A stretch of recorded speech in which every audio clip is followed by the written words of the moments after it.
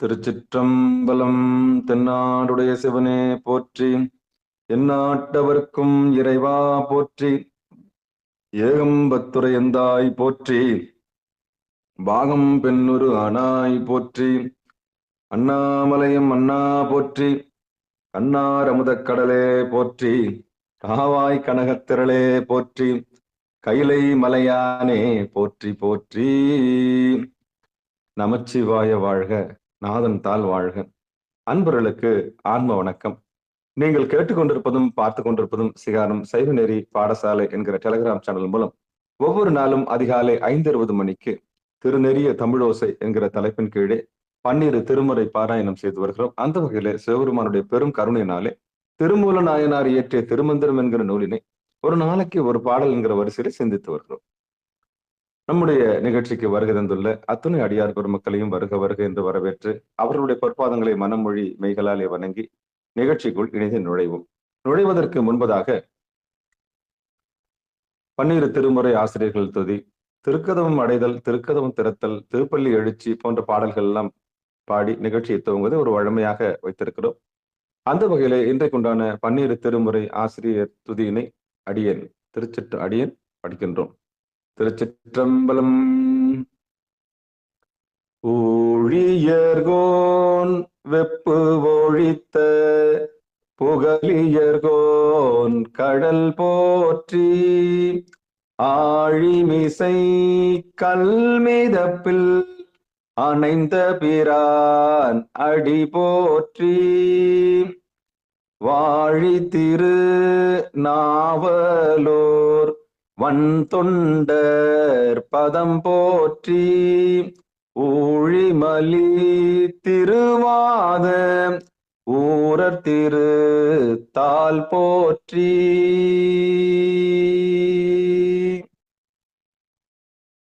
திருமுறை ஆசிரியர்கள் 27 பேர் துதி. திருஞான சம்பந்தர், நாவரசர் சுந்தரர், திருவாத ஊரர் மற்றை, திருமாளிகை தேவர் சேந்தனார் கருவூரர், தெல்லு பூந்துருத்தி நம்பி, வருஞான கண்டனாதித்தர் வேணாட்டடிகள், வாய்ந்த திருவாலி அமுதர், மருவு புருடோத்தமர் சேதிராயர், மூலர் மண்ணு திரு ஆலவாயார், ஒரு காரைக்காலம் மையடிகள் சேரமான் ஒளிர்கீரர் கல்லாடனார், ஒன் கபிலர் பரணர் மெய்யுணர் இளம்பெருமானோடு ஓங்கும் மதிரா அடிகளார், திருமேவு பட்டினத்து அடிகளோடு நம்பியாண்டார் நம்பி, சேக்கிழாரும் சிவநெறி திருமுறைகள் 12 அருள் செய்த தெய்வீக தன்மையோரே, திருமேவு பட்டினத்து அடிகளோடு நம்பியாண்டார் நம்பி, சேக்கிழாரும் சிவநெறி திருமுறைகள் 12 அருள் செய்த தெய்வீக தன்மையோரே.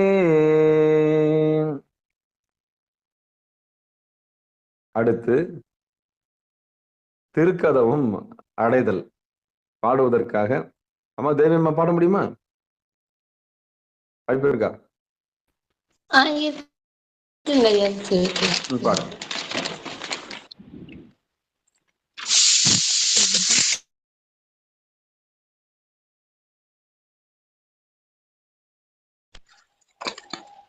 திருச்சிற்றம்பலம் ஐயா.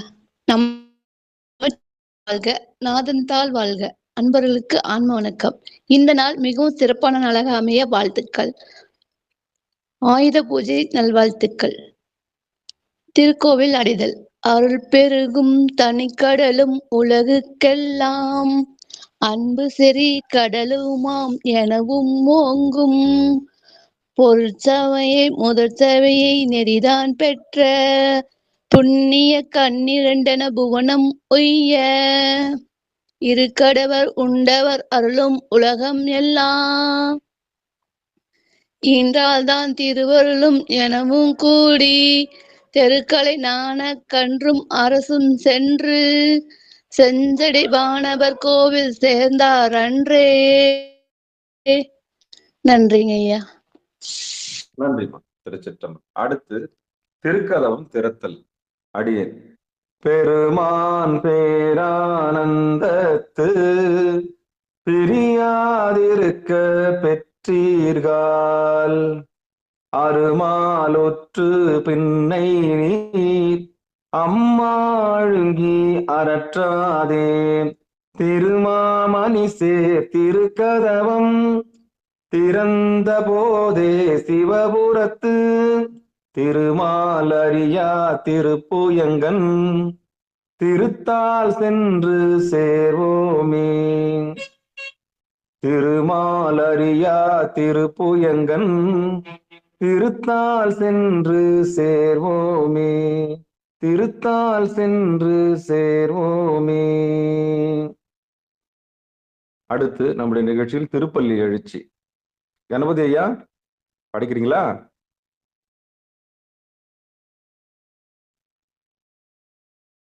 கணபதி ஐயா திருப்பள்ளி எழுச்சி படிக்கிறீங்களா? ஆடியே வரேன் ஐயா. சிவா சிவா. சித்தம்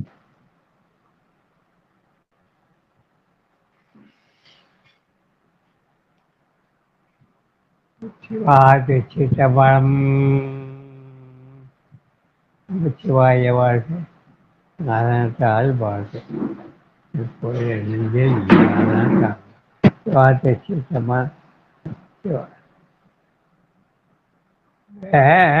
வேண்டத்தக்கது அறிவோழி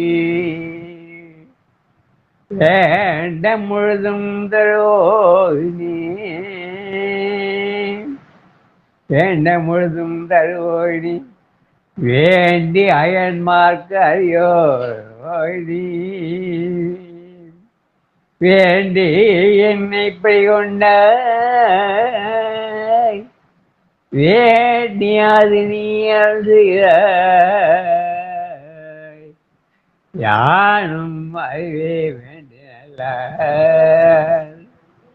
வேண்டும் பழுது ஒன்று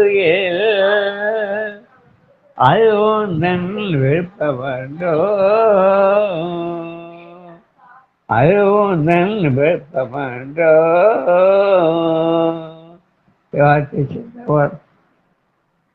திருப்பள்ளி எழுச்சி படிங்க. திருப்பள்ளி எழுச்சி. திருவாசகத்துல 20. போற்றி என்பாள் முதல் ஆகிய பொருளே பிறந்தது பூங்கமழ எழுதுறை மலர் கொண்டே ஏற்றின் திருமுக தமக்கருள் மலரும் இளகை கொள்ளும் திருவடி தொழுகோ ஏற்றுதற் கமலங்கள் மலரும் தன்மயல் தோல் திருப்பெந்துரையூரை சிவபெருமானே ஏற்றுயர் கோழியுடை யாயமையுடையாய் எம்பெருமான் பள்ளி எழுந்தருளாயே எம்பெருமான் பள்ளி எழுந்தருளாயே.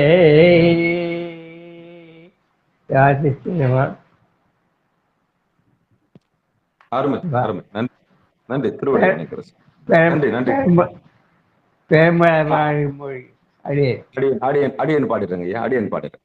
திருச்சிற்றம்பலம். நன்றி. பெரும்புலர் காலை மூழ்கி பித்தருக்கு பக்தராகி அரும்போடு மலர்கள் கொண்டாங்கு ஆர்வத்தை உள்ளே வைத்து விரும்பினல் விளக்கு தூபம் விதியினால் இடவல்லார்க்கு கரும்பினில் கட்டி போல்வார் கடவுர் வீரட்டனாரே.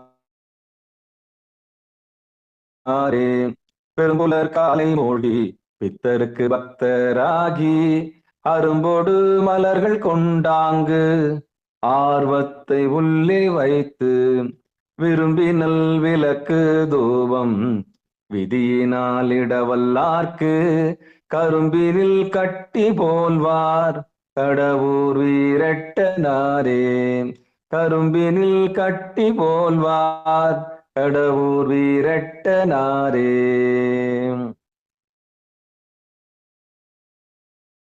திருச்சிற்றம்பலம்.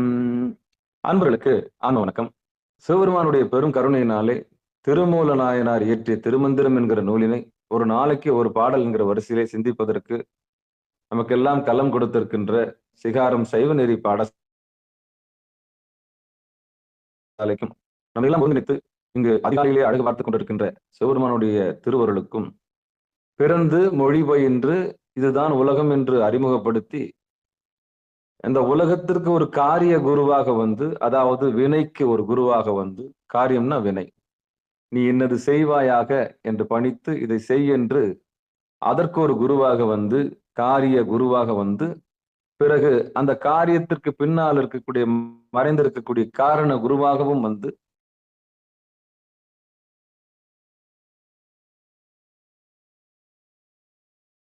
அந்த காரண குருவுக்கும் ஒரு குருவாக இருக்கக்கூடிய சிவகுருவாக வந்து இந்த உலகம் நிலையில்லாதது என்கிற அறிவை கொடுத்து, தெரிவை கொடுத்து, நம் சிந்தையிலே நிலையில்லாதது இது என்று சுட்டி காண்பித்து கடைசியில் புருவ நடுவில் கொண்டு வந்து நிறுத்திய எம்பெருமானுடைய சாஸ்வதமான இடம் அதுதான். இந்த இடத்திலே நீ நுழைந்து திருவடியை அடைவாயாக, மேலான பதத்தை அடைவாயாக என்று எந்த குருநாதர் அருளால் புருவ நடுவுக்கு வந்தோமோ அந்த குருநாதருடைய திருவடிகளுக்கு நம்முடைய உடல் பொருள் லாவி அத்தனையும் சமர்ப்பித்து மனம் மொழி மெய்களாலே வணங்கி நிகழ்ச்சிக்குள் இனிதே நுழைவோம். திருச்சிற்றம்பலம், தில்லையம்பலம். குருவருள் இல்லை என்றால் திருவருள் இல்லை, குருவருள் இல்லை என்றால் திருவருள் இல்லை. இந்த உண்மையை புரிந்தவர்கள் குருவே சிவமாக பார்ப்பாங்க, குருவையே என்ன பார்ப்பாங்க, சிவமாக பார்ப்பாங்க. ஏன்னா நம்முடைய அறியாமை நீக்க வராரு இல்லையா, மானுட சட்டை தாங்கி. அப்ப மானுட சட்டை தாங்கி வரக்கூடிய நம்முடைய அறியாமை, நம்முடைய இன்னோசென்ட். உலகியல்ல பிழைக்க தெரியலன்னா தான் இன்னோசென்ட். ஆனா அருளியலுக்கு உள்ள வர்றதுக்கு அந்த இன்னோசென்ட் மனம்தான் தேவை. இறைவனை அடைவதற்கு இன்னோசென்ட், அறியாமை, குழந்தை மனப்பான்மை ரொம்ப முக்கியம். நீ சமூகத்துல வாழ்வதற்கு தகுதி இல்லாதவன் அப்படின்னு இந்த உலகம் சொல்லுகிற நபர் அருளியலுக்கு மிக அற்புதமான நபர். காரணம் என்னன்னா, அங்கிருந்து விடுபடுவதற்கு அந்த குழந்தைத்தனம் நிச்சயம் வேணும். அந்த குழந்தைத்தனம் இருந்தால்தான் இறைவனுடைய இருப்பிடத்திற்கு வர முடியும். அப்படிப்பட்ட அந்த அறியாமையை நீக்கி நம்ம எல்லாம் கொண்டு போய் திருவடியில நிற்க வைத்து, இந்த உடல்னா என்ன, மனம்னா என்ன, உயிர்னா என்ன என்று அறிவித்து அதிலிருந்து விடுதலை வாங்கி கொடுக்கின்ற அந்த பக்குவம் இருக்கிறதே, அதான் குரு பக்குவம். அந்த குருநாவுடைய திருவடி அடைந்து நிதர்சனத்தை உணர்ந்து சாஸ்வதமான பொருளை இருக பற்றி கொண்டு விழிப்புணர்வோடு நம்ம எல்லாம் வைத்திருக்கக்கூடிய எல்லாம் வல்ல அந்த குருவர்களுக்கும் திருவர்களுக்கும் நம்முடைய உடல் பொருள் ஆவி அத்தனையும் சமர்ப்பித்து மீண்டும் ஒரு முறை மனமொழி மெய்களாலை வணங்கி நிகழ்ச்சிக்குள் இனிதே நுழைவோம். எம்பெருமான் திருமந்திரம், எம்பெருமான் திருமூல நாயனாருடைய பொற்பாதங்களை நாம் சென்னியில் சூடிக்கொள்ள வேண்டாம். காரணம் என்னன்னா, அவருக்கு உபதேசம் கொடுத்தது நந்தியம்பெருமான், நந்தியம்பெருமானுக்கு உபதேசம் கொடுத்தது அம்மையப்பர். அம்மையப்பர் மூலியமா தான் எதுவுமே நடக்கும். அதுதான் சென்ட்ரல் கவர்மெண்ட், அதாவது மைய அரசு. அதுதான் நாம எல்லாம் நினைச்சிட்டு இருக்கோம் இங்கிருந்து இறைவனை போய் அடையணும்னு. இல்ல, அவனுக்குள்ளதான் நாம இருக்கிறோம். எப்படி கடலுக்குள்ள இருக்கிற ஒரு ஆமை கடல்னா என்னன்னு கேட்டா எப்படி இருக்கும் உங்களுக்கு?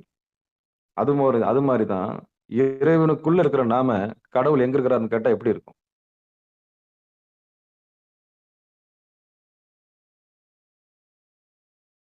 நாம அதுக்குள்ளதான் இருக்கிறோம். எப்படி சமுத்திரத்துல இருந்து கொண்டு சமுத்திரம் என்னன்னு கேட்கிற மாதிரி, ஒரு ஆமை கேட்கிற மாதிரி நம்ம கடவுள் எங்கன்னு நம்ம கேட்கிறோம். சமுத்திரத்தில், அவருடைய சமுத்திரத்தில் தான் நாம இருக்கிறோம். அப்போ இறைவனுடைய திருவடியை உணர்வதற்கு அருகதையற்று இருக்கின்றோம். 3 விதமான மலங்களால் நாம் சூழப்பட்டிருப்பதனால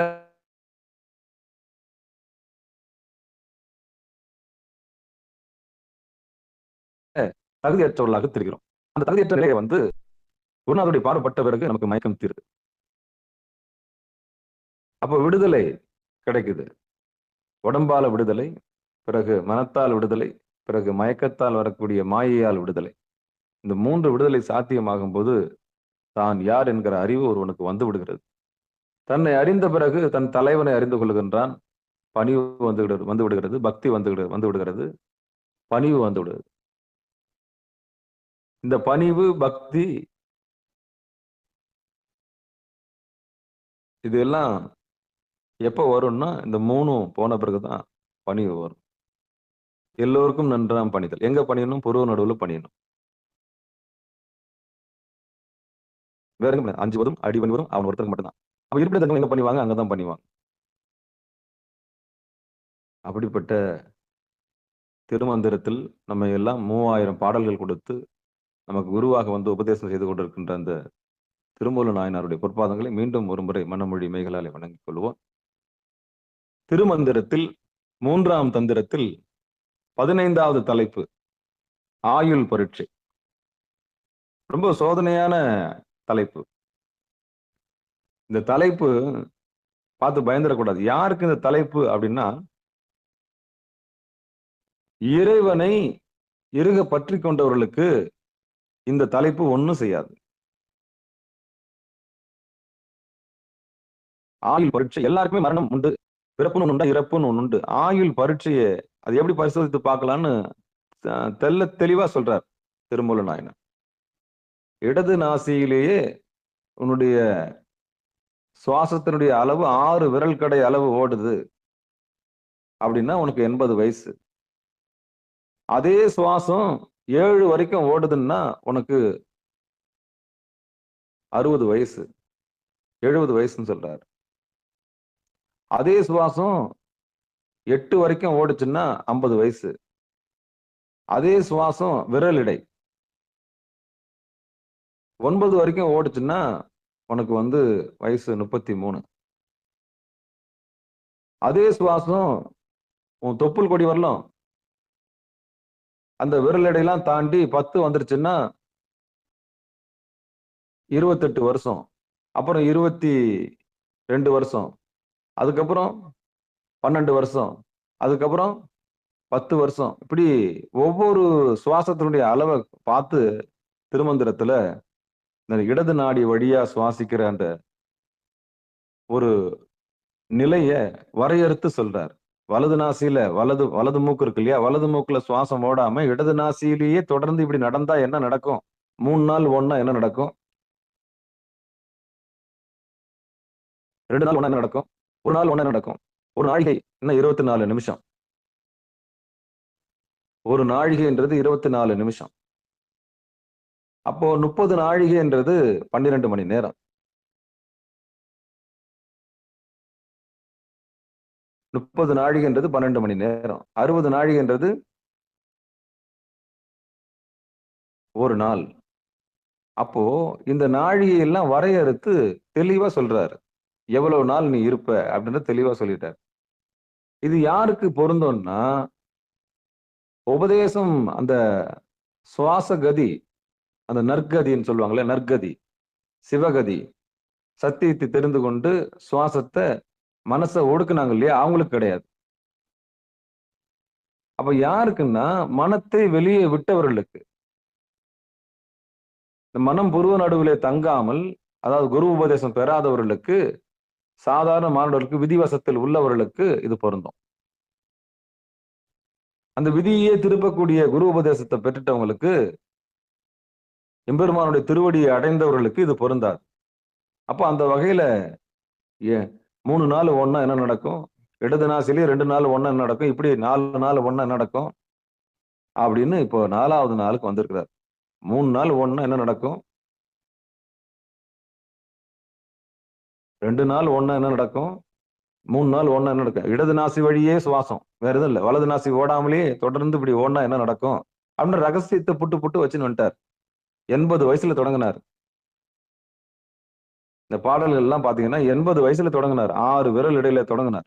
சுவாசத்தினுடைய அளவு நீயே பாத்துக்க, அவ்வளவு. அப்படியே நீண்டுகின்னே போய் கடைசியில இப்ப 10வது பாட்டுல என்ன சொல்ல வர்றாருன்னு பார்ப்போம். திருமந்திரத்தில் 3ஆம் தந்திரத்தில் 15வது தலைப்பின் கீழே 10வது பாடல். அலக்கும் வகை நாளும் அவ்வழி ஓடில் விளக்கும் ஒரு நாளும் மெய்ப்பட நிற்கும். துலக்கும் வகை 5 தூய் நெறி ஓடில் கலக்கம் மர 3 காணலுமாமே. அலக்கும் வகை நாளும் அவ்வழி ஓடில் விளக்கும் ஒரு நாளு மெய்ப்பட நிற்கும். துலக்கும் வகை 5 தூய் நெறி ஓடில் கலக்கம் மர 3 காணலுமாமே.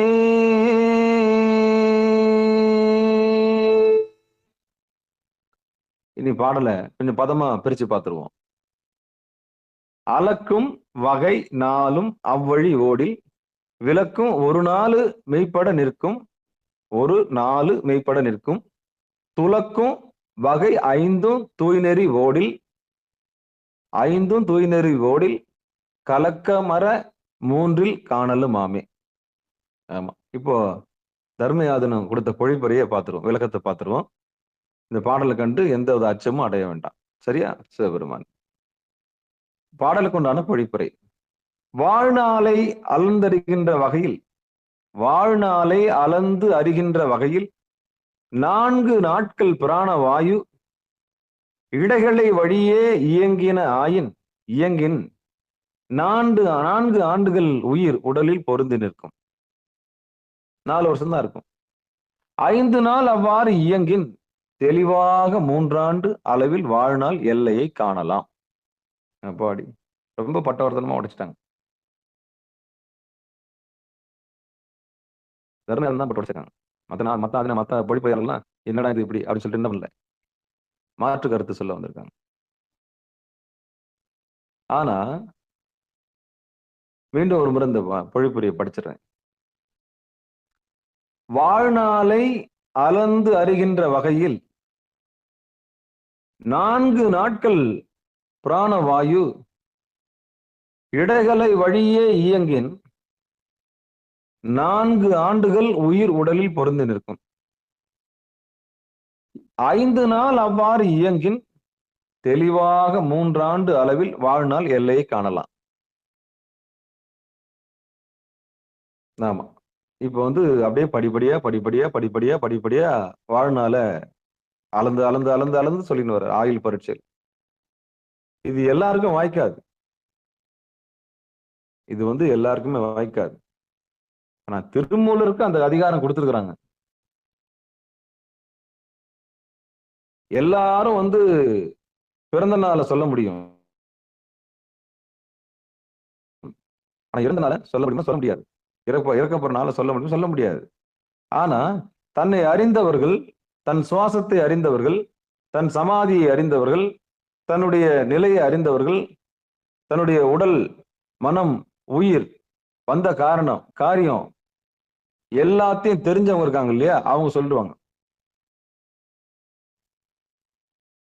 தன்னை அறிந்தவர்கள், தன்னை முழுமையாக அறிந்தவர்கள். நம்மளாம் இப்பதான் கத்துக்கிட்டீங்கன்னா முயற்சி செய்யறோம், அவ்வளவுதான். திருமந்திரத்தை விளக்குறதுக்கு நமக்கு தகுதி இருக்கான்னா சுத்தமா கிடையாது. திருமந்திரத்தை எடுத்து சொல்றதுக்கு சுத்தமா தகுதி கிடையாது.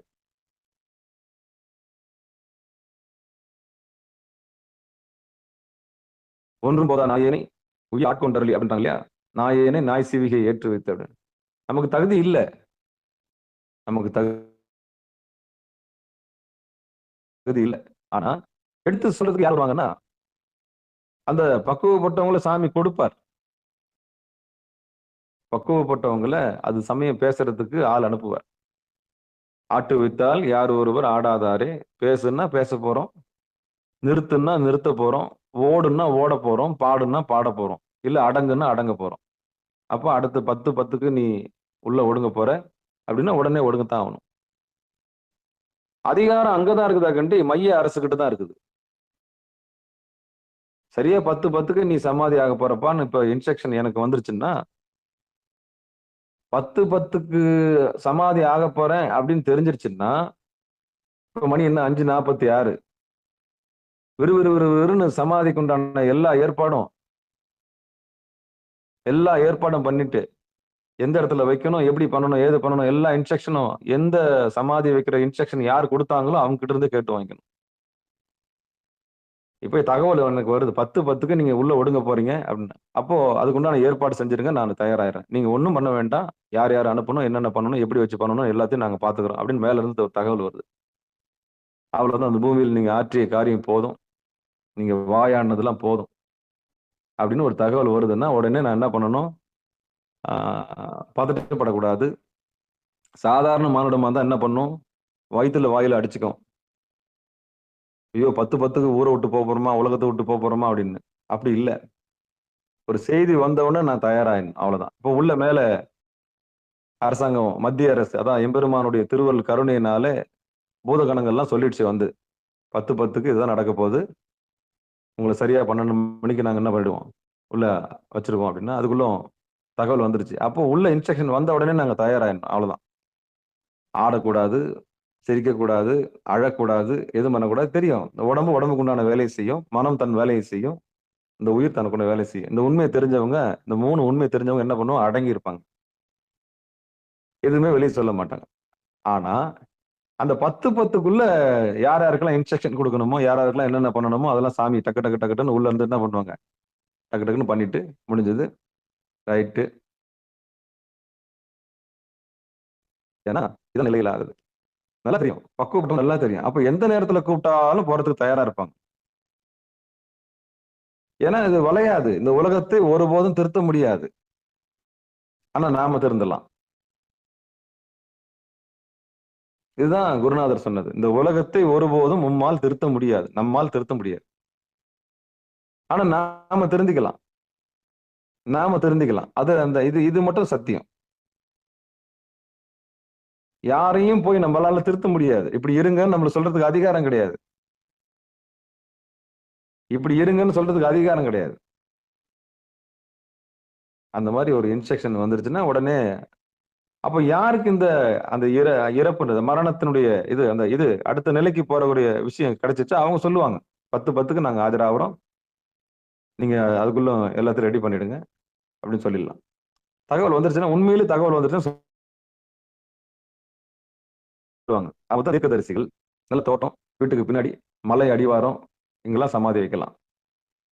நல்ல தோட்டம், வீட்டுக்கு பின்னாடி இடம் இருந்ததுன்னா எங்கெங்கெல்லாம் சமாதி வைக்கலாம், ஆற்றங்கரை ஓரம், மலைக்கு கீழே, சுடுகாட்டுல எடுத்துன்னு போய் போட்டக்கூடாது.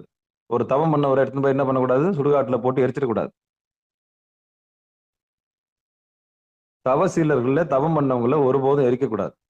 மானுடர்கள்ல பதர்கள் என்ன பண்ணிக்கலாம், எரிக்கலாம், புதைக்கலாம். ஆனா தவம் பண்ணவங்களை என்ன பண்ணக்கூடாது, சமாதி தான் வைக்கணும். அவங்க உண்மையிலே தவம் பண்ணியிருந்தாங்க, உச்சபட்ச தீட்சை வாங்கியிருந்தாங்கன்னா அந்த உடம்பு நல்லா தெரியும், தூங்குற மாதிரி இருக்கும், கை கால்லாம் வளையும், எந்தவித பின்னமும் இருக்காது. சீன்னா ரத்தம் வரும், அந்த அளவுக்கு உடம்பு அப்படியே இருக்கும். அதான் பயிற்சியினுடைய அடையாளம். சப்பலாங்கல் போடும், காலை மடக்கும். சாதாரண உயிர் போயிடுச்சுன்னா விரைச்சிக்கும். சாதாரண ஒரு பாடியில இருந்து உயிர் போயிடுச்சுன்னா அந்த உடம்பு விரைச்சிக்கும், அவ்வளவுதான், அப்படியே பிடிச்சபடியே நின்றுடும். ஆனா அப்படி இல்லை, ஒரு தவசீலருடைய உடம்பு எப்படின்னா வளைஞ்சு கொடுக்கும், கழுத்து வளையும், இந்த பக்கம் திரும்ப அந்த பக்கம் திரும்ப. அதான் சமாதியினுடைய அடையாளம். எப்ப சீனாலும் ரத்தம் வரும், தூங்குற மாதிரி இருக்கும், பார்வை நேர்கொண்டு மேல நிற்கும், குத்தி நிற்கும். அப்படிப்பட்ட சமாதி இருக்கு இல்லையா, அதுதான் முன்கூட்டி சொல்றது. அப்படி நடக்குதுன்னு சொன்னா அதுதான் எந்தவித எதிர்பார்ப்பும் இல்லாம முடியும். அப்ப அந்த திகதியை யாரால சொல்ல முடியும்னா, பக்குவப்பட்ட ஆன்மாக்களுக்கு, சமாதிகளை அடைந்தவங்களுக்கு சொல்ல முடியும். அவங்க டேட் சொல்லுவாங்க, டைம் சொல்லுவாங்க, இந்த டைம்ல எடுத்து வச்சுக்கிட்டு. ஆனா உலகில் இருக்கிற நமக்கு இது ஒத்து வருமானா அது ஒத்து வராது. நம்ம தான் உலகத்தை விடலையே, உலகத்தை இறுக பற்றி கொண்டு இருக்கிறோமே. இந்த உலகத்தை இறுக பற்றி கொண்டு இருக்கிறதுனால நமக்கு பிடிப்பு இந்த பக்கம் இருக்குது, அந்த பக்கம் இல்ல. பூமியை இறுக்கி பற்றி பிடிச்சிருக்கிறதுனால நமக்கு அந்த பக்கம் அருள் இல்லை, நமக்கு என்ன இல்லை, அறிவு இல்லை. அதனால பயமா இருக்குது, இதை விட்டுட்டு போகணுமேன்னு. பிணைப்பு.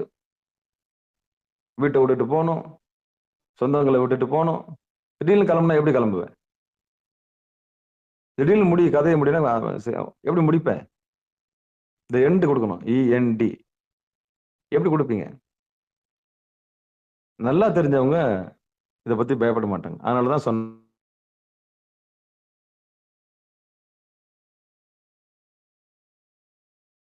நானு இறைவனை பற்றியவர்களுக்கு இந்த தலைப்பை பத்தின கவலை தேவை. ஆயுள் பிறப்பு இறப்பு பத்தின விஷயம் நல்லா தெரியுது. ஆமா, நம்ம வந்த காரியம் என்னன்னு மட்டும் பார்க்கணும். நம்ம வந்த காரணம் என்னன்னு மட்டும் பார்க்கணும். வந்த காரியத்தை மட்டும் செஞ்சுட்டு நம்ம பாட்டு என்ன பண்ணணும்? கடமை முடிச்சுட்டு போகணும். அதுதான் தவம் செய்வார் தம் கருமம் செய்வார். இது நல்ல வரி. இது தவம் செய்யாதவங்க இன்னொருத்தர் கர்மாவை எடுத்து போட்டுன்னு செய்வாங்க, இல்ல வினையை கூட்டிக்கிட்டே இருப்பாங்க. ஏன் செய்யறோம், எதுக்கு செய்யறோம், என்னத்துக்கு செய்யறோன்ற அறிவு இல்லாமலே செய்வாங்க. இந்த செம்மறி ஆட்டு புத்தி இருக்குது இல்லையா? அப்ப எல்லாம் செய்யறாங்கன்னு நம்ம ஒண்ணு செய்யக்கூடாது. அதாவது ஒருத்தர்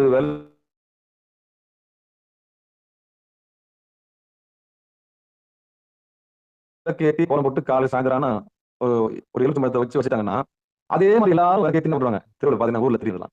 ஏன் வச்சோம், எதுக்கு வச்சோம், என்னத்துக்கு வச்சோம் தெரியாது. அந்த அக்கா வச்சாங்க, நான் வச்சேன், அவ்வளவுதான்.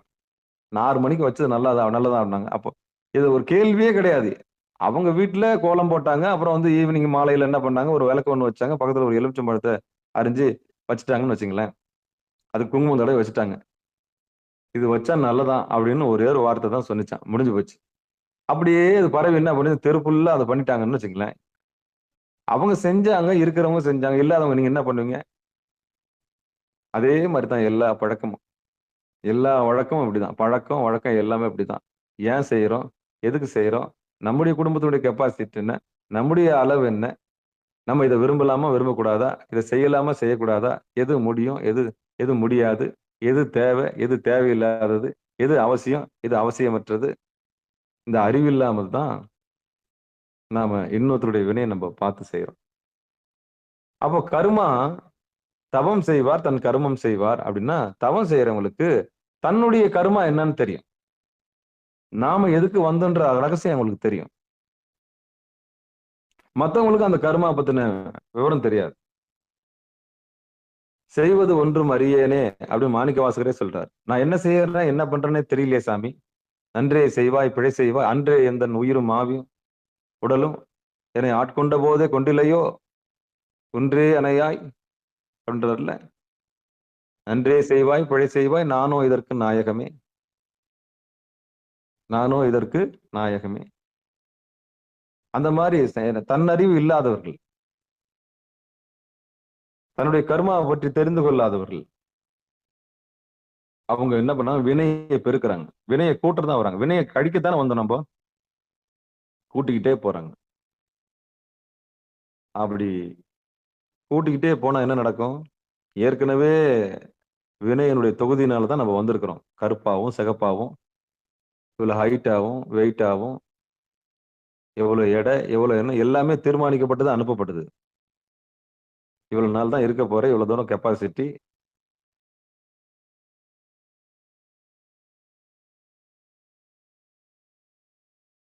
பேட்டோட அளவு தான். இந்த பேட்டோட அளவு தெரிஞ்சுக்கலாம் வாழ்நாள், வேற ஒண்ணுமே இல்லை. ஆனா இதுல என்னன்னா, சுவாசத்துடைய அளவு வச்சு அது சொல்லிட்டார் திருமூலன். இவ்வளவுதான். தொடர்ந்து 4 நாள் இடது நாசியிலே மூச்சு வாங்குச்சுன்னா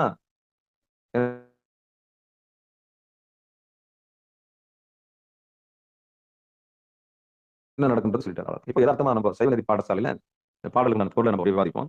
இது எதுக்கு சொல்ல வந்தேன்னா, சிவபெருமான இறுதி பற்றியவர்களுக்கு அங்கிருந்து உத்தரவு வந்தா ஈஸியா அவங்க கிளம்பி போயிடுவாங்க. இருக பற்றாதவர்களுக்கு, பற்றற்றானை பற்றாதவர்களுக்கு, வேண்டுதல் வேண்டுதல் வேண்டுதல் வேண்டாமை இல்லான் அடி சேராதவர்களுக்கு, இந்த உலக பற்று உள்ளவர்களுக்கு மரணம்னா ரொம்ப கஷ்டம். ஐயோ அறியாத வயசுல போறாரே. என்ன அறியாத வயசுல? அறிஞ்சவெல்லாம் என்ன ஆனா? அப்படியே இருக்கிறானா? நான் கேட்கிறேன். அவன் மட்டும் பூமியில அப்படியே இருக்கிறானா? இல்லையே. அவ்வளவு பெரிய அலெக்சாண்டரே என்ன சொல்லிட்டு போனாரு? இந்த உலகம் முழுக்க ஆதாயப்படுத்தணும்னு ஆசைப்பட்டான், ஆதாயப்படுத்தினான். அவன் சொன்ன ரிசல்ட் என்ன பாருங்க. பாடி எடுத்துட்டு போகும்போது என் கையை என்ன பண்ணுங்க, என் கையை கொஞ்சம் விரிச்சு வச்சிருங்க, எல்லாரும் என் உள்ளங்கையை பார்க்கட்டும், இந்த உள்ளங்கையை பார்க்கட்டும். ஓடி ஓடி நான் என்ன பண்ணேன், நாட்டை பிடிச்சேன், கையகப்படுத்தினேன், மொத்தத்தையும் ஆளுகைக்கு கொண்டாட ஆசைப்பட்டேன்.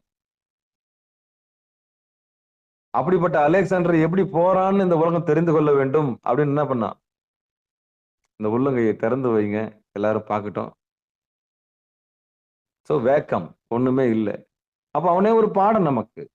யாருக்கெல்லாம் அந்த வெறி பிடிச்சிருக்கானுங்கல்ல, இந்த பதவி வெறி பிடிச்சிருக்கானுங்களே, அரசியல் வெறி, ஆளுன்றதுக்காக தானே இத்தனை கொலை, ஆளணுன்ற ஒரு வெறி தானே எத்தனையும் செய்ய வைக்குது. வெறி, பதவி ஆசை, அந்த வெறி தானே அவனுக்கெல்லாம் இந்த அலெக்சாண்டர் ஒரு பாடம். அவன் உலகம் முழுக்க என்ன பண்ணணும், டாமினேட் பண்ணா, ஒரு எல்லைக்கு வந்துட்டான். பட் இந்தியாவில ஒரு இடத்த மட்டும் ஆள முடியல அவனால. அவன் மேல கால் போட்டு ஒரு ரிஷி உட்கார்ந்து இருந்தாரு. அதெல்லாம் பார்த்து அலறனா. ஆனா அந்த உலகத்தையே நம்ம இது பண்ணோம், நம்ம வந்திருக்கிறோம், இவன் கால் மேல கால் போட்டு தவம் பண்றானே. அப்படிலாம் அலர்ன காலங்கள்லாம் உண்டு. இந்தியா யாருக்கும் கட்டுப்படாது. அது ஆன்மீக பூமி,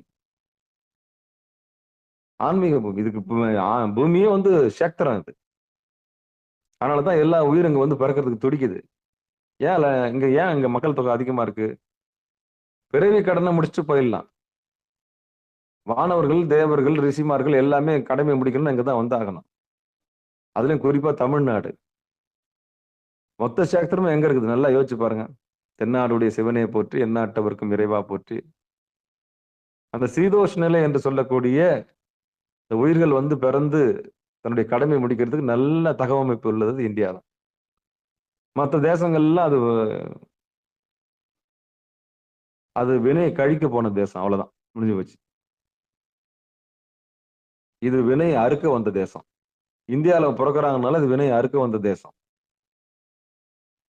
அதுல குறிப்பா தமிழ்நாட்டுல பிறக்கிறாங்கன்னா இன்னும் சிறப்பு. அதுல ஆரூர்ல பிறக்கிறது சிறப்பு, காஞ்சிபுரத்துல பிறக்கிறது சிறப்பு. இதெல்லாம் சொல்லுவாங்க, பிறக்க முக்தி, இறக்க முக்தி அப்படின்னு சொல்லுவாங்க. அதெல்லாம் நமக்கு வேண்டாம். சிவபெருமான், சிவசிவன். அப்போ குரு உபதேசம் பெற்றவர்களுக்கு, இறைவனுடைய திருவடி இருக பற்றியவர்களுக்கு ஆயுள் பரீட்சையை பத்தின கவலை தேவையில்லை. ஆயுள் பரீட்சையை பத்தி இப்போ எடுத்த உடனே ஐயா திருப்பள்ளி அடிச்சு பாடுவார்னு பார்த்தேன். ஆனா என்ன பாட்டு பாடினார் தெரியுமா இன்னைக்கு ஐயா? வேண்டத்தக்கது அறிவோய் நீ, வேண்ட முழுதும் தருவோய் நீ, வேண்டும் மயன்மார்க் அறியோய் நீ, வேண்டி நீ என்னை பணி கொண்டாய், வேண்டி நீ யாதருள் செய்தாய், யானும் அதுவே வேண்டின்லால், வேண்டும் பரிசொன்று உண்டென்னில், அதுவும் புந்தன் விருப்பன்றே, அதுவும் புந்தன் விருப்பன்றே. அப்படின்னா என்ன? வேண்டத்தக்கது அறிவோய் நீ. அப்ப முழுசும் கொடுத்துட்டாங்க இல்லையா, உடம்பையும் மனசையும் உயிரையும் கொடுத்துட்டவங்களுக்கு ஆயுள் பரீட்சை பத்தின பயம் தேவையில்லை, பக்தி. அப்ப பக்தி வெற்றி பெற்று விடுகிறது. பக்தி இல்லாதவங்களுக்கு பயம் பயம் வந்துடும். அவங்களை பத்தி அவங்களுக்கு கில்ட்டி கான்சியஸ் வந்துடும். கில்ட்டி கான்சியஸ்னா ஒரு பதட்டம் வந்துடும், பயம் வந்துடும். ஐயோ சாவ போறோமான்னு. இதுதான் உண்மை. அப்ப 10-10ன்னு அடியனுக்கு வந்துருச்சுன்னா ரொம்ப சந்தோஷம். எல்லாரும் கையெடுத்து கும்பிட்டு யாராருக்கு மெசேஜ் அனுப்பணும், எடுத்து இறுதியா ஏதாவது சொல்லணும் விருப்பப்பட டக்கு டக்கு டக்குன்னு எந்த செய்தி சாமி சொல்ல வராரோ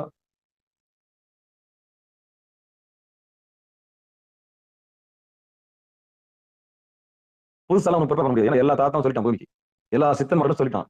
அது திருந்தாம இறைவன் சித்தம். ஆமா, யாரும் அதான் சொன்னேன், ஒரு காதற்ற ஊசியும் வாராதே கான் கடை வழிக்கு. அப்ப அந்த கொம்பை எழுதி தானே போனா மருந்தீஸ்வரன், மருதவாணன் எழுதி வச்சுட்டு போனான் இல்லையா, காதற்ற ஊசியும் வாராது கான் கடை வழிக்கே. அப்போ அதை விடவா பெரிய தத்துவம் வேணும்? ஒரு அணுவை கூட அசைக்க முடியாது, அம்பலத்தை அசைக்கவும் முடியாது, ஒண்ணுமே பண்ண முடியாது உன்னால, அவ்வளவுதான் போ அப்படின்னு சொல்லிட்டாங்க. என்ன பண்ணுவீங்க? ஒண்ணும் பண்ண முடியாது. ஆனா ஒண்ணு பண்ணலாம், வாழும்போது இரண்டு திருவடி அடையறதுக்கு வழியை மட்டும் என்ன பண்ணிட்டு போலாம், சொல்லிட்டு போலாம், அவ்வளவுதான், முடிஞ்சு போயிடுச்சு. அப்ப எண்டுன்னு சொன்னா கூட பயப்பட மாட்டாங்க. எந்த ஒரு ஞானியும் எண்டு உங்களுக்கு முடியுது அப்படின்னு சொன்னா பயப்பட மாட்டாங்க, பதட்டப்பட மாட்டாங்க, பதற மாட்டாங்க. ரொம்ப பக்குவப்பட்டவங்க ஆயிடுவாங்க, அவ்வளவுதான். அவ்வளவுதான். ஏன்னா எண்டுக்கு வந்துட்டாங்க அவங்க. ஆனா பாம்பு கடிச்சவனை விட கடி வாங்கினவனை விட கடி வாங்காதவன் கத்துறான் பார், அந்த பதட்டத்திலேயே உயிர் போயிடுமா. பாம்பு கடிச்சிட்டு ஒருத்தர் ஹாஸ்பிட்டல் இட்டுன்னு போறான்னு வச்சுக்கலேன், பாம்பு கடிச்சிச்சாம பாம்பு கடிச்சிச்சாம பாம்பு கடிச்சிச்சாமன்னு சொல்லிட்டு அவனை பார்க்க வராங்கல்லங்க, அவனுடைய பதட்டம் தான் இவனுக்கு தொத்தி இவன் உயிர் போயிடுமா. நல்லா நோட் பண்ணிக்கங்க. பாம்பு கடிச்சிச்சா, பாம்பு கடிச்சு என் கண்ணே என் மணியே அவன் வயித்துலயும் வாயில அடிச்சு கடவுள். அப்ப அந்த அவன் ஐயோ இப்படி கடிச்சிச்சா அப்படியே உடனே அவன் இவனுக்கு ஒண்ணுமே கிடையாது, இவனை சாமி காப்பாத்துற நிலைமை கூட வச்சிருப்பாரு. ஆனா சுத்தி இருக்கிற பண்ண கூத்து இருக்கு பாருங்க, அழுதுச்சா கடிச்சிச்சா அப்படி பண்ணா அப்படியே அந்த பதட்டம் மொத்தத்தையும் அவன் மேல திணிச்சு ஹைப்பர் டென்ஷன் ஆக்கி அந்த உயிரை என்ன பண்ணிடுவான், போக்கிடுவான். அதனால எந்த ஒரு ஞானியும் போறத பத்தி கவலைப்படல. சுத்தி இருக்கிறவன் என்ன பண்ண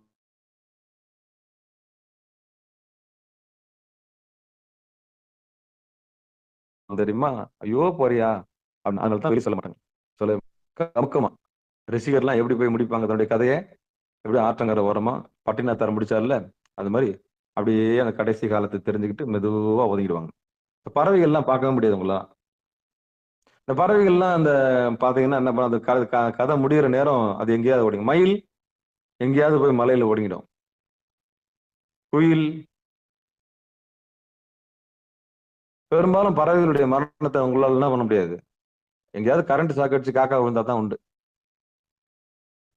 மற்றபடி அதுங்கெல்லாம் நல்லா தெரியும் அந்த இறுதி காலம்லாம் முடியுது அப்படின்னா அது எங்கேயாவது போய் ஒடுங்கும், தன்னுடைய கதையை போய் என்ன பண்ணிடும். அது மாதிரி நல்ல ஞானிகள் என்ன பண்ணுவாங்க, எங்கேயாவது போய் ஒடுங்கிடுவாங்க. ஆமா, எதுக்கும் பயப்பட மாட்டாங்க. இது சமாதி பத்தின அருமை தெரிஞ்சவங்களுக்கு. அது தெரிஞ்சதுன்னா அழகா என்ன பண்ணுவாங்க, முடிஞ்சிட்டு போயிட்டே இருப்பாங்க. தெரிஞ்சு போயிடும். அது அதுதான் நல்ல ஒரு நல்ல, எப்படி பறவைகளை பார்க்க முடியாதோ, எப்படி மயில் கூட பார்க்க முடியாது நம்ம. அந்த இறுதி காலம் தெரிஞ்சிச்சுன்னா அது எங்க போகும், என்ன பண்ணுன்றது யாருக்கும் தெரியாது. அதே மாதிரிதான் தன்னுடைய வாழ்நாள் தெரிஞ்சதுனால அது எல்லாமே மத்த அறிவு இல்லது எல்லாமே அறிவு இல்லைன்னு சொல்றோம், ஆனா அதுக்கெல்லாம் இருக்கு. எந்த 108 கூப்பிடுறது பிரசவம் பாக்குறதுக்கு போனேன் நான் கேக்குறேன். நம்ம வீட்டுக்கு போனது இப்ப என் கண்ணு முன்னாடி இத்தனை பிரசவம் நான் பார்த்துட்டு வரேன். அவ்வளவு திமிரா இருக்குது எங்க வீட்டு பூனை. போன சீசன்ல வேற ஒரு கணவர், இந்த சீசன்ல வேற ஒரு கணவர், இப்படி 3 சீசனுக்கு 3 கணவர். பெத்து போட்டதெல்லாம் பாத்தீங்கன்னா அவ்வளவு அருமையா இருக்கும். அதான் நினைச்சு பார்ப்பேன், நம்ம இவ்வளவு தூரம் கஷ்டப்பட்டு வீடு லட்சக்கணக்கில் வீடு கட்டி வச்சிருக்கிறோம், இது அது வீடு மாதிரி நடக்கும் வீட்டு உள்ள. அப்போ என்ன எகதாளம் பாருங்க. அது கண்ணு மூஞ்சி புள்ள பெத்துக்கிறது, அப்புறம் அதுக்கு தடவி விடுறது, அதுக்கப்புறம் காப்பாத்தி வைக்கிறது, இதெல்லாம் பார்க்கும்போது பா தோத்துட்டேன் நான். கேவலம் இப்ப பூனை கிட்ட, கேவலம் இல்ல, அது பூனை கிட்ட நான் தோத்துட்டேன் அவ்வளவுதான். அந்த அளவுக்கு கம்பீரமா குடும்பம் நடத்துது. அதுங்கெல்லாம் வாழுது, அதுங்கெல்லாம் என்ன பண்றது, வாழுது. அணில் மத்த எல்லா ஜீவராசிகளும் உத்து நோக்கி பாருங்க, நம்ம தான் ரொம்ப ஒஸ்ட். இருக்கிற கேவலமான பிறவி அது நம்மள தான் அப்படின்னு தோணுது. அரித அரிது மானிடரா பிறத்தல் அரிதுன்றோம். உண்மையிலே வாழுறது நம்ம இல்ல, அதுங்க தான். உண்மையிலே வாழுறது அதுங்க தான். ஆனா அதுக்கு 5 அறிவுன்னு சொல்றோம். அதுக்கு 5 அறிவு. தூக்கணாங்குருவி நம்ம வீடு கட்டுற மாதிரி தான் அது கட்டுது, மூக்குலயே கட்டுது. என்ன லைட் ஹவுஸ் வைக்குது, மினுமினி பூச்சி திறந்து வைக்குது, வீட்டுக்கு லைட் வைக்குது, குழந்தை குட்டிகளை காப்பாத்துது, உள்ளார வைக்குது, வாயால கட்டி வைக்குது. இதை விடவா ஒரு வேணும்?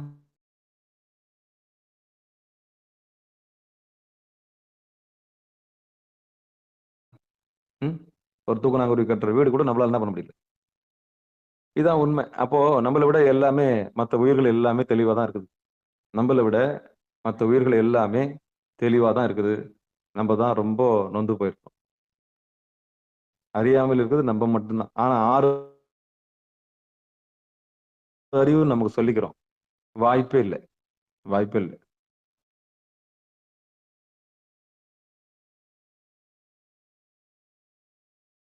மற்ற உயிர்கள் எல்லாம் தெளிவா தான் இருக்குது. நம்ம தான் ரொம்ப ஒஸ்டா இருக்கும் அந்த வகையில பார்க்கும்போது. சரி, இப்ப இந்த யதார்த்தமான பொருளை நம்ம பார்க்கறதுக்கு முன்னாடி இதை பார்த்து பயந்துராதீங்க. எதுக்குன்னா இறைவனை இறுக்கி பற்றியவனுக்கு இறுக்கி பற்றாதவனுக்கு நமக்கு தேவையில்லை. இருக்க பற்றாதவனை பத்தி நமக்கு கவலை இல்லை. அவனுக்கு ஏமம் வருவான், நமக்கு ஏமம் வரமாட்டான். அப்ப சிவனடியார்களுக்கு ஏமம் வரமாட்டான். இறை தூதர்கள் தான் வருவாங்க, பூதகணங்கள் தான் வரும். அப்ப இதை பத்தி நம்ம ஆயுள் பரீட்சையை பத்தி நம்ம கவலை நமக்கு தேவையில்லை. சரியா? அப்ப தனிப்பட்ட முறையில் இது ரொம்ப விளக்கணும்னு அவசியமும் இல்லை. அப்ப பக்தியால பணிவால இப்ப பாட்டு பாடணும், இல்ல வேண்டத்தக்கது அறிவை நீ வேண்ட முழுதும். அப்ப இறைவனுடைய திருவடியை திருவாசகம் பாடி ஒப்படைச்சிருவோம். நமக்கு என்னத்துக்கு கவலை? பெருமான் சுமக்கிறாரு, பெருமான் தான் நடத்துறாரு அப்படின்னு நம்ம உள்ள போயிட்டோம்னா நமக்கு அதை பத்தின கவலை தேவையில்லை. அளக்கும் வகைனாலும் அவ்வழி ஓடில், அதை பத்தி நமக்கு வேண்டாம். இடது நாசில ஓடுதா, வலது நாசில ஓடுதா, சுழுமுனில ஓடுதா அப்படின்னா நீங்க அப்படி பயிற்சிக்கு வந்துட்டு நீங்க என்ன உபதேசம் வாங்குனீங்கன்னா குருநாதர் உங்களுக்கு சொல்லி கொடுத்துருவார். உங்க பிராணம்னா வீணாக்காதீங்க, அவ்வளவுதான்.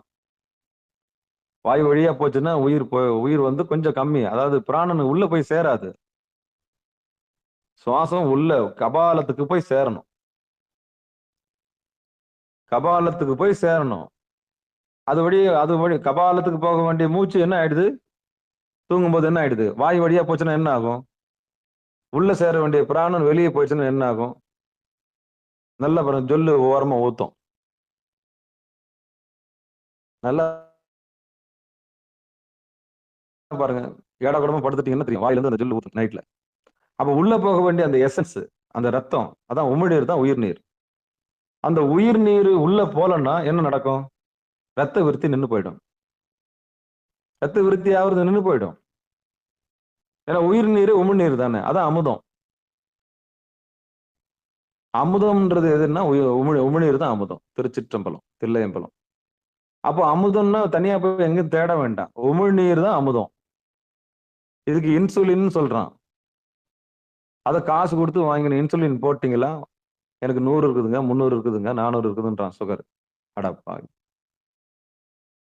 காசு கொடுத்து எச்சில தான் வாங்குறான். அதுவும் நீங்களே போட்டுக்கலாம்னு சொல்லிட்டு அதை வேற ஊசி வேற கையில கொடுத்துட்றான். இன்சுலின் ஊசி வச்சிருக்கீங்களா அப்படின்னு. அப்ப அந்த உமிழ்நீரை சுரக்க வைக்க தெரியாதவங்களுக்கு தான் இன்சுலின் வேணும். அப்ப யாருக்கு சுகர் வருதுன்னா, இன்சுலின் இல்லாதவனுக்கு, உமிழ்நீர் பற்றாக்குறை உள்ளவர்களுக்கு சுகர் வரும். அப்புறம் அந்த உமிழ்நீரை சுரக்க வைக்கக்கூடிய ஆற்றல் உனக்கு வந்துருச்சுன்னா அது தேவையில்லை. அப்ப உயிர் நீர் உமிழ்நீர் அதை வீணாக்க கூடாது, அதை வீணாக்க கூடாது. அப்ப தூங்கும் போது வாய் வழியா பிராணன் போச்சுன்னா என்ன ஆகும்னா அந்த உமிழ்நீர் தீர்ந்து போயிடும். உமிழ்நீருக்கு அது கடைக்கு அந்த லைட் ஓரமா வழிஞ்சு ஊத்திரும். அப்படி கீழே வழிஞ்சு ஊத்திருச்சுன்னா உனக்கு சேராது. கர்ப்பப்பையில பிரச்சனையா, உமிழ்நீர். உடம்புல எந்த பாட்டுல பிரச்சனையா இருந்தாலும் உமிழ்நீரை சேகரிச்சுக்க, அவ்வளவுதான். இதுதான் தேவ அமிர்தம், அதுக்கு பேரு. இந்த அமிர்தம் தான், அமிர்த கலசம் தான் தேவர்கள் உயிரோட வாழ்ந்ததுக்கான அடையாளம். அப்ப யார் ஒரு உமிழ்நீரை வீணாக்காமல் சரியா பயன்படுத்துறாங்களோ அவங்களுக்கு வந்து வாழ்நாள் விருப்பம் போல. நொறுங்க தின்னா 100 வயசு, உதட்டு மூடி சாப்பிட்டா 100 வயசு, நிதானமா சாப்பிட்டா 100 வயசு. இறைப்பைக்கு அதிகம் வேலை கொடுக்க கூடாது. 3 வேலை போட்டு கொட்டக்கூடாது. அதுல போட்டு இந்த ரைஸ் மில்ல கொட்டுற மாதிரி கொட்டக்கூடாது. அதுல அந்த இறைப்பையில 3 வேலை, காலையில சாப்பிட்டீங்களா, மத்தியானம் சாப்பிட்டீங்களா, நைட்டு சாப்பிட்டீங்களா, கொட்டு கொட்டி கொட்டி கொட்டி என்ன பண்ணதுல அது என்ன ஆகும்? கொஞ்சம் யோசிச்சு பாரு, கொஞ்சம் யோசிச்சு பாரு. ஒரு உள்ளங்கை அளவு தான் எல்லாமே. நம்முடைய உள்ளங்கை இருக்கு இல்லையா, உள்ளங்கை அளவு தான் இறைப்பையே. அப்ப அந்த உள்ளங்கை அளவுக்கு மட்டும்தான் அதை என்ன பண்ணணும், அதுல போட்டு அதை மென்னு அதை சாப்பிட்டு அதை உமிழ்நீரோட வச்சிடணும், அவ்வளவுதான், முடிஞ்சு போச்சு. அதுக்கு மேல திணிக்கவும் தான் என்ன ஆயிடுச்சு, நமக்கு வைத்தியம் தேவைப்படுது. இதுதான் ரகசியம். அப்ப இந்த ஆயுள் பரீட்சையில உண்மையிலேயே உடம்பு பத்தின தெளிவு ஒருத்தருக்கு வந்துருச்சுன்னா ஒருவேளை சாப்பாடே போதும், அதுவும் உருப்படியா போதும். 10 நேரம் நீரா, காலையில நீராகாரம், மதியானம் ஒருவேளை சாப்பாடு, ராஜா மாதிரி முடிஞ்சு போச்சு. இரவு பழம், இல்லாத வந்து சிம்பிளா, ரொம்ப எளிமையா, ரொம்ப எளிமையா உணவு, அவ்வளவுதான். அது நீராகாரம் மாதிரி, கஞ்சோ, ஏதோ ஒண்ணு. ஒருவேளை சாப்பாடு தான் உத்தமம். ஆயுள் பரீட்சையில இது நல்லா தெரிஞ்சுக்கணும். ஒருவேளை சாப்பாடு தான் உத்தமம், ரொம்ப ரொம்ப உத்தமம். ஆமா, நல்ல ராஜா மாதிரி மத்தியான நேரத்துல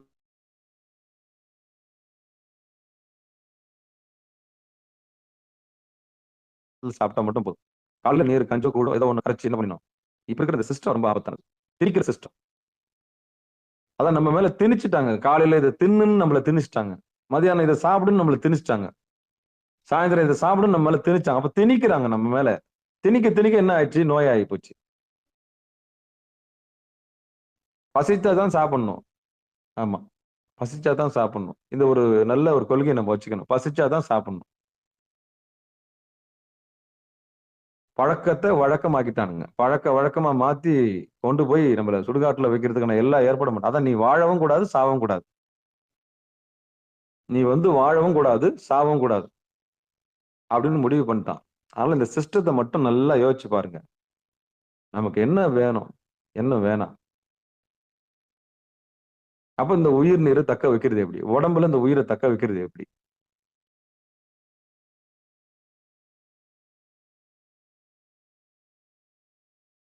சிகாரம் சைவ நெறி பாடசாலை அதுக்கு உதவி செய்யும். அவ்வளவுதான். காலையில இந்த உயிரை தக்க வைக்கிறது எல்லா ரகசியத்தையும் சிகாரம் சைவ நெறி பாடசாலை செஞ்சு தரும். அதுல இருந்து மாற்று கருத்தும் கிடையாது.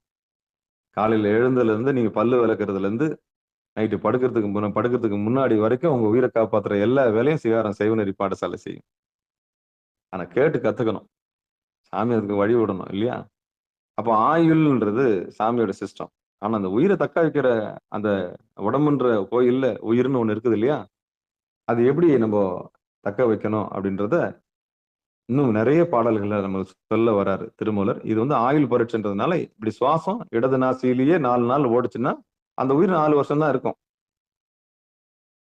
அதே சுவாசம் இடது நாசியிலே 5 நாள் ஓடுச்சுன்னா 3 வருஷம் தான் இருக்குன்ற ரகசியத்தை சொல்லிட்டார். மத்தபடி வேற ஒண்ணு இல்லை. இதுக்கெல்லாம் நம்ம பயப்பட வேண்டிய அவசியம் இல்லை.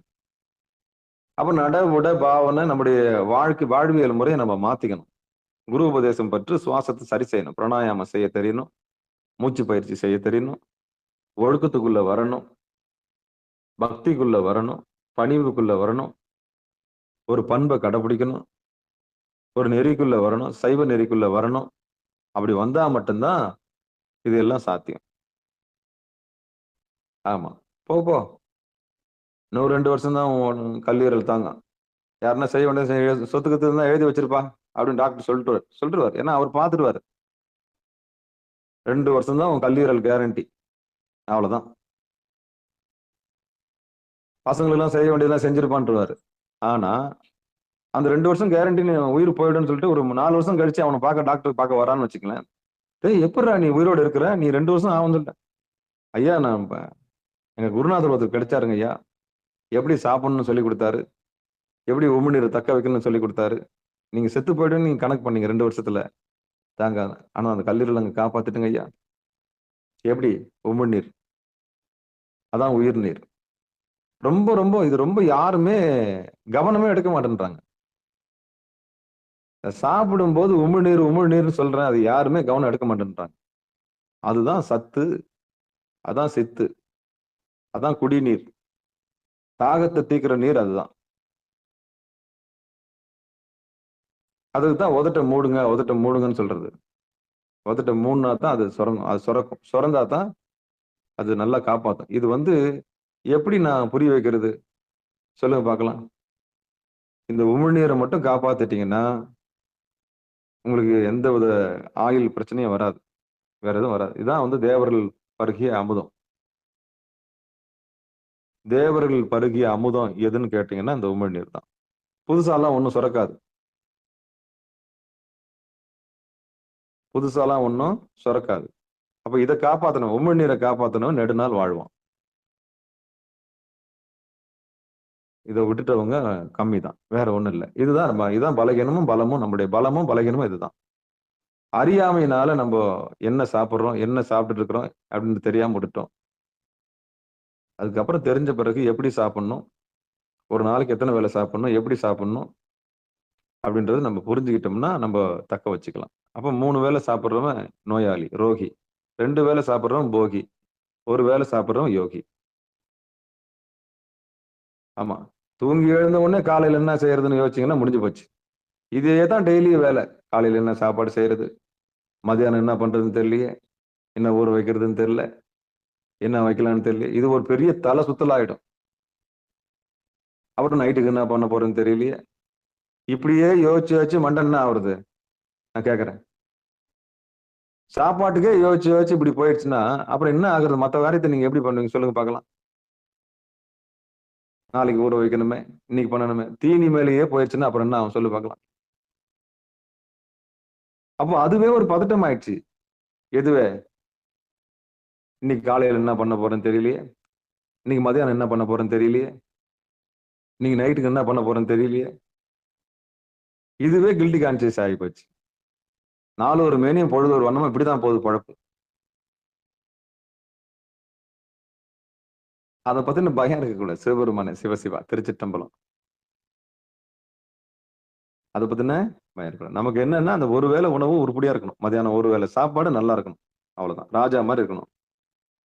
காலையில ஏதோ கேழ்வரகு ஏதோ ஒரு கஞ்சி, கோதுமை கஞ்சி, ஏதோ ஒண்ணு கஞ்சி நல்லா எளிமையான நீராகாரமா இருந்துடணும். நல்லா பசி எடுக்க வச்சிடணும். அந்த பசி எடுக்க வச்சு 12 முக்காக்கெல்லாம் நல்லா பண்ணிடணும். 1 மணி கிட்ட வந்து நல்ல சாப்பாடு சாப்பிட்டுடணும். அப்புறம் பொழுது போக போக போக 5 மணி சூரியன் மறையறதுக்கு முன்னாடி ஏதாவது ஒண்ணு எடுத்துக்கணும். சூரியன் போன பிறகு சாப்பிட்டீங்கன்னா விஷம். சூரியன் இருக்கும்போது சாப்பிட்டீங்கன்னா அமுது. போச்சுடா. அப்போ வெளிச்சம் இருக்கிற வரைக்கும் சாப்பிடணும். வெளிச்சம் போயிடுச்சுன்னா எதுவுமே வாயில போடக்கூடாது. அப்படின்னு முடிவு பண்ணிக்கங்க. வாழ்நாள் என்ன ஆகுதுன்னு பாருங்க. சாத்தியமா இதெல்லாம்? வெளிச்சம் இருக்கும்போது தான் சாப்பிடணும். வெளிச்சம் இல்லைன்னா சாப்பிடும். சூரியன் மறைஞ்ச பிறகு சாப்பிடக்கூடாது. இது ஒரு வாழ்நாள்ல வைராக்கியமா எடுத்துக்கலாமா? எடுத்துக்கணும். எடுத்து பாருங்க. எடுத்து பாருங்க என்ன நடக்குதுன்னு பாருங்க. சூரியன் மறைஞ்ச பிறகு நான் உணவு எடுத்துக்க மாட்டேன்னு முடிவு பண்ணி பாருங்களேன். உடம்பு எப்படி இருக்குதுன்னு பாருங்க. ஆனா கால சூழல் அப்படி இல்லையே. கால சூழல் அப்படி இல்லையே. அப்ப ஞானிகள் ரிஷிமார்கள் எப்படி இருந்தாங்கன்னா ஒரு வேளை தான். அது ஒரு சிலர் அந்த ஒரு வேளை கூட தவிர்த்து காத்த மட்டும் சாப்பிடக்கூடிய டெக்னிக் படிச்சுட்டவங்களாயிட்டாங்க. சாப்பிடறதுக்கே பிறந்த மாதிரி ஆயிப்போச்சு நம்ம வாழ்க்கை. அப்ப இதுல இருந்து மீண்டு வர்றது எப்படி அப்படின்னா இதுதான் சைவநெறி பாடசாலையில் நம்ம அதை கத்துக்கணும். திருவள்ளுவர் கருணையினால உடம்புல உயிர், இந்த உடம்புன்ற கோயில்ல உயிர்ன்றதை தக்க வைக்கணும்னா உணவு முறை ரொம்ப அவசியம். அதுல குறிப்பா சைவம் அசைவம் 2 இருக்குது. 2மே சாமிக்கு பிடிச்சதுதான். ஏன்னா ஒரு டிபார்ட்மெண்ட் அம்பாளுக்கு கொடுத்துட்டாரு, இன்னொரு டிபார்ட்மெண்ட் அவரே கையில வச்சிருக்கிறாரு. உயிர்களுடைய பக்குவத்துக்கு ஏற்ற மாதிரி தன்னுடைய பக்கம் எடுத்துக்கிறாரு. அதனால யாரையும் குறை சொல்லக்கூடாது. மிருக நிலையில இருந்து தெய்வ நிலைக்கு வர போறோம். உயிர் நிலைன்னா உயிர் மேல இறக்கம் வந்துருச்சுன்னா உமிழ்நீர் சுரக்காது. பிரியாணி பார்த்தோன்னா உமிழ்நீர் சுரக்காது. உயிர் மேல இறக்கம் வராதவங்களுக்கு தான் என்ன பண்ணும்ப்பா சரியான வாசனடா, ஒரு கட்டு கட்டணுன்ற எண்ணம் வரும். அப்போ உயிர் இறக்கம் வந்தவங்களுக்கு அது என்ன வரும்னா, ஐயோ பாடியாச்சே, நம்ம பாடியை அவிச்சா எப்படி இருக்கும், கொடுமை இல்லை அப்படின்ற எண்ணம் வந்துடும். அப்போ நான்வெஜ்ல இருந்து இயல்பாவே கருணையும் காருண்யமும் உள்ள வந்துருச்சுன்னா அந்த குடும்பம் சைவ குடும்பமும் மாறும்.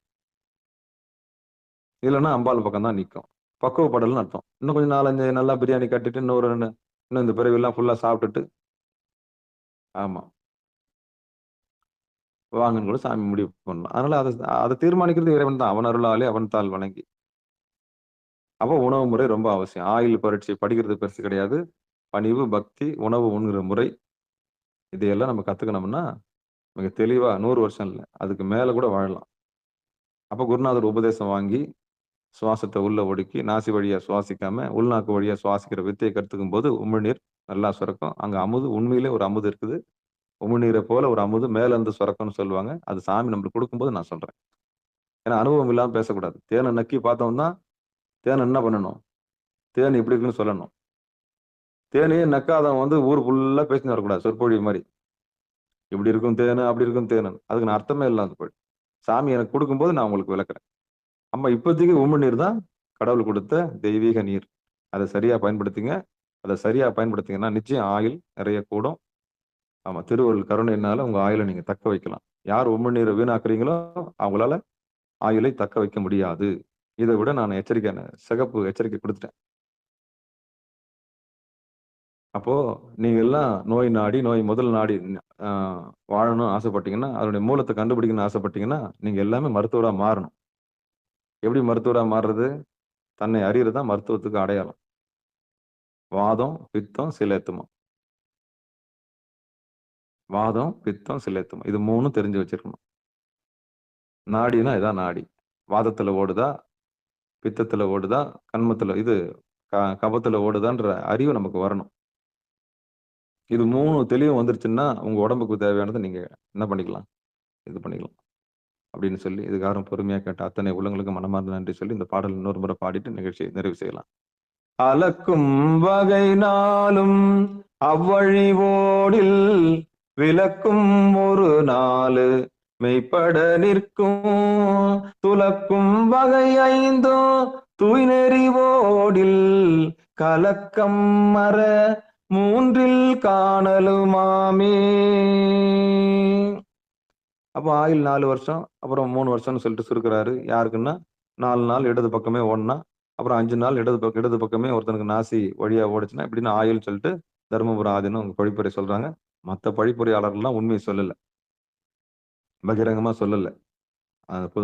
சுழுமுனைக்கு வந்துருங்கன்னு தான் பேசியிருக்காங்களே கண்டி சாவுன்னு சொல்லவே இல்லை. ஆனா இவர் தான் என்ன பண்ணிட்டு இருக்காரு ஓப்பனா, இடது பக்கம் போச்சுன்னா உயிர் போயிடுன்றது தெளிவா சொல்லிட்டாங்க. அதனால ஆயுள் பறிச்சுன்னா அது உண்மையை பகிரங்கமா சொல்லியிருக்காங்க. அதில் பாராட்ட வேண்டிய விஷயம். நமக்கு அந்த கவலை வேண்டாம். சிவனடியார்களுக்கு அந்த கவலை வேண்டாம். எம்பெருமானுடைய திருவடி இருக பற்றியவர்களுக்கு அந்த கவலை தேவையில்லை. ஒழுங்கா உணவு முறை எப்படி சாப்பிடணும்னு கத்துக்கினீங்கன்னா, உமிழ்நீரை பத்தி தெரிஞ்சுக்கிட்டீங்கன்னா, உமிழ்நீர் தான் உயிர் நீர், அதான் ரத்தம். அந்த ரத்தத்தை தக்க வைக்கிற வேலையை நம்ம செய்யலாம். சரியா? அப்போ சிகாரண சைவநெறி பாடசாலைக்கு வந்தீங்கன்னா, ஒரு கவலையும் இல்லை. திருவள்ளுவர் கருணையினால ஆயுள் பரீட்சை பத்தின கவலை நமக்கு தேவையில்லை. சரணடையலாம்.